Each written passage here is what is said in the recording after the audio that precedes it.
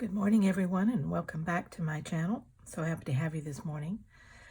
I want to take just a minute and show you some things that I'm working on. We all love to have a beautiful page in our journal that's a little special to us and that has a combination of things we love. For me, that mainly means fabric. And so I love to combine the fabric and the papers and to make these special little pages that I can insert into my signatures. And they're just like little special pages when you're flipping through your book. You've got something a little artsier or a little fancier or a little more colorful. And it just is an expression of yourself. Now this one is in the process. If you know me, I like to audition things before I glue them or sew them. So this one is in that stage. The papers here is just regular scrapbook paper that I've torn and sized, and I haven't inked it or anything yet.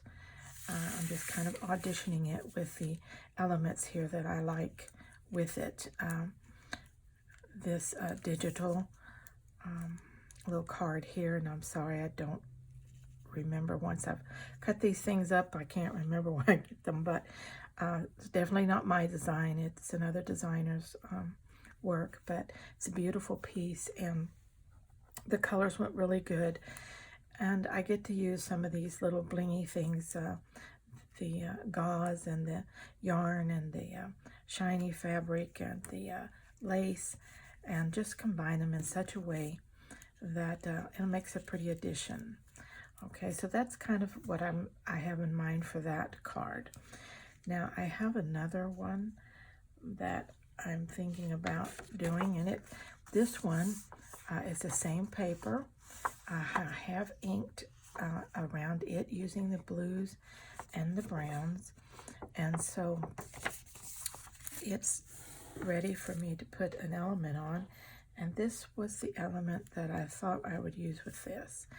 Now this is another card from a digital design, and I just notched it out, inked it, and it will be the front of this page, using again the little elements here that I thought was so pretty with this color. When I do this, I will sew it on the machine, and I will just take it and I will sew down the side, down here, and catch most of this, and up the side.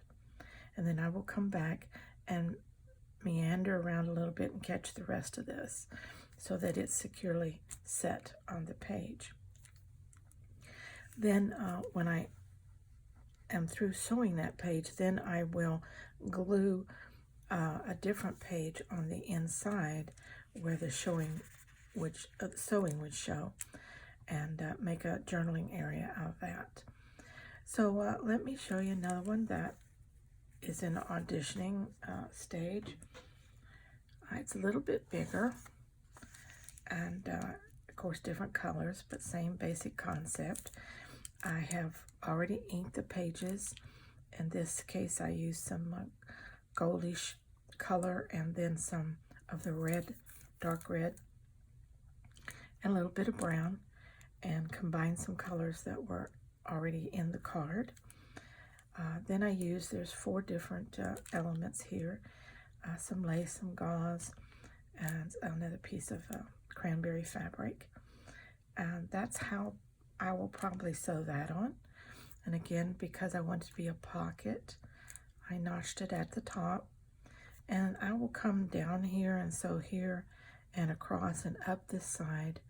Then I will come across here, down here, and back across, and that will secure all the elements to the front by sewing. Now of course all this can be done without fabric. It can be done with paper strips and other things and glued. Everything that I'm doing with fabric can be done with paper. It's just layering up or clustering up things. And so if you don't sew, you don't have fabric, you don't have a sewing machine, or you just don't like fabric, well, make the same designs using the papers that you like, and layer them up and make a pretty area. And you can see how pretty this would be. Let's audition it in the book and see what it would look like. I don't want to mess everything up here, but wouldn't a page like that be pretty inside your book? Okay, and let's try these other two. Oh, that really looks good, doesn't it? Wouldn't that be pretty if you're flipping through your book and you come across a page like that? And here's this one that we were working on. Beautiful, beautiful page, okay? And I have one that's finished, and that I think would be gorgeous here. Look at this one. Isn't that a beautiful addition to this book? All right, this one is finished. When you open it up, it is, I put some washi tape down here just to strengthen the spine area here, which is just a fold, but I don't want the paper to be weak there. As you can see, I covered up the stitching with just a piece of dyed paper and a little stamping, and of course inking that I did on the edges of it. And so it's ready to go in the journal signature. And there's plenty of journaling area left here, and the back is also blank. So later, if I want to add pockets or any decorative element, I've got that option too.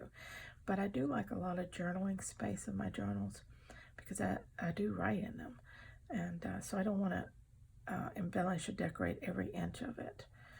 But I do love something that's very pretty when I first come across it, and I just think that is really awesome. Now this is done the same way. I'll give you a little closer look here. The different fabrics, this gold fabric and this creamy fabric here were laid down. Then the card was laid on top of that. Then I laid a piece of lace here and two little chunks of lace there on top of that, okay? And you can see then I sewed around the card and up the side. I sewed down the side of this and down the side of that. When you're sewing, if you will, try to pick areas that work for you, like sewing down through here doesn't show a lot because of the color of the lace and the texture of it. Same thing with the white piece of fabric.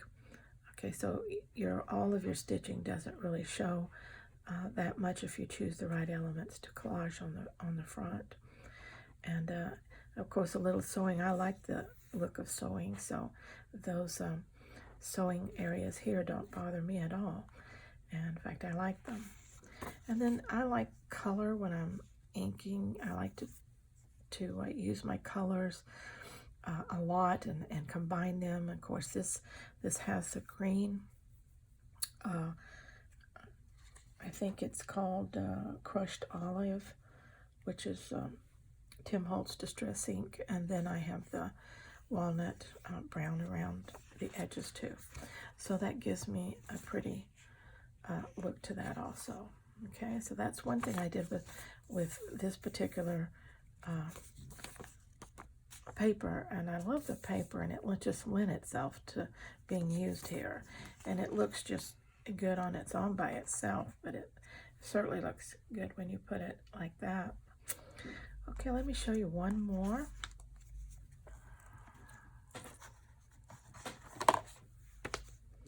This is the same paper. This time I'm using the cranberry red color and browns, okay? And this is what I did with it, okay? So now, again, isn't that pretty when you open it to a page in the book? Okay, just a splash of color, little artsiness going on there with some fabric and some paper. Same basic concept, layer up some fabric, put some lace on there, sew the elements down, okay? Then covered with, inside the stitching, covered with a piece of paper of your choice. Doesn't matter what it is, whatever you want to go on the inside. and then stamp it or whatever you want to do.